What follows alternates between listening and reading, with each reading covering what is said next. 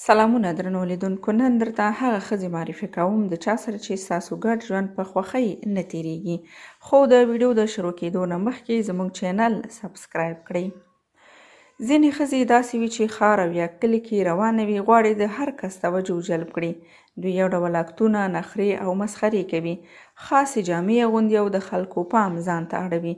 کله دغسې چا سره اشنا یاست او غواړئ واده ورسره وکړئ، نو غلط تصمیم ونیولئ.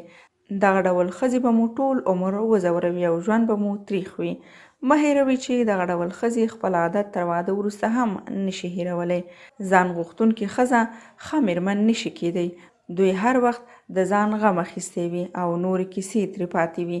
دوی نشي کولی په راتلونکي کې ستاسې ژوند ښایسته او خوښ کړي، ځکه ستاسې خوښي هغوی ته چندان اهمیت نه لري.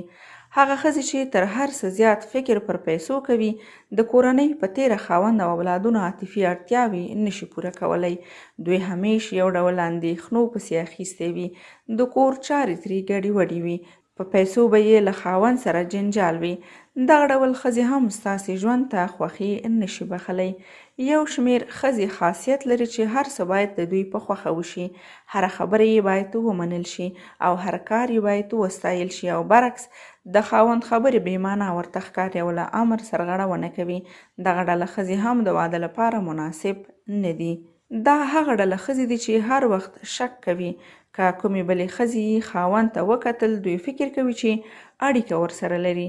که یې د خاوند ټلیفون ته د کومې ښځې زنګ راغی، دوی شک کوي او شک یې دومره جدي وي چې په ساعتونو وخت غواړي چې خاوند سپیناوی ورکړي. دغه مېرمنې د خاوند په حوصله لوبې کوي او د ګډ ژوند خوشحالۍ په لغته وهي.